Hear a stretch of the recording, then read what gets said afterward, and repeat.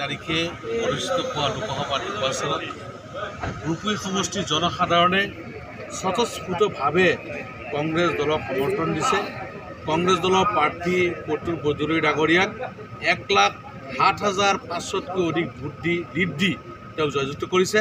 তাৰ কাৰণে ৰূপী সমষ্টিৰ সমূহ জনসাধাৰণৰ ওচৰত মই কৃতজ্ঞতা জ্ঞাপন কৰিছোঁ, ধন্যবাদ জনাইছোঁ, শুক্ৰিয়া আদায় কৰিছোঁ যে সমষ্টিখনৰ বিভিন্ন জাতি জনগোষ্ঠী আলেম ওলামাকে আদি কৰি শিক্ষিত আমাৰ শ্ৰমিক ব্যৱসায়িক বিভিন্ন শ্ৰেণীৰ লোকে তেওঁলোকে অশেষ কষ্ট কৰি আমাৰ দলক সাফল্যমণ্ডিত লাভ কৰাইছে।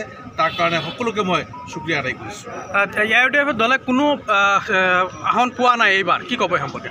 AUDF দল এটা সাম্প্ৰদায়িকৰ ভিত্তিত জন্মগ্ৰহণ কৰি বিজেপিক সহায় কৰি আছিলে, বিজেপি দলৰ চৰকাৰ কৰাত সহায় কৰি আছিলে।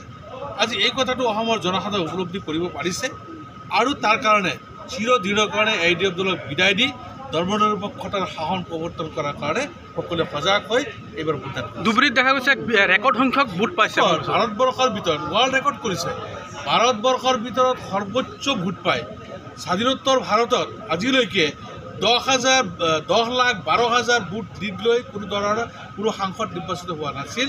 এইবাৰে প্ৰথম ভাৰতবৰ্ষৰ ভিতৰত 10,12,000 ভোট লৈ লিড লৈ নিৰ্বাচিত হৈছে আমাৰ লখিমপুৰ ডাঙৰীয়া ধুবুৰী সমষ্টিৰ পৰা।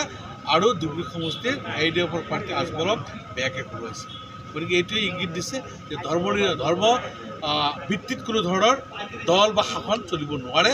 ধৰ্মনিৰপেক্ষ হৈ আমি সকলো জাতি জনগোষ্ঠীৰ মানুহ হিন্দু মুছলমান খ্ৰীষ্টিয়ান বুদ্ধিষ্ট যিমান জাতৰ মানুহ আছোঁ, যিমান ভাষা ভাষীৰ মানুহ আছোঁ, সকলোৱে ভাই ককাই হিচাপে আমি একেলগে মিলি কংগ্ৰেছৰ জাণ্ডাৰ তলত থাকি আমাৰ শক্তি আমি প্ৰদৰ্শন কৰিব লাগিব আৰু আমাৰ যি প্ৰাপ্য সেই প্ৰাপ্যটো আমি উদ্ধাৰ কৰিব লাগিব।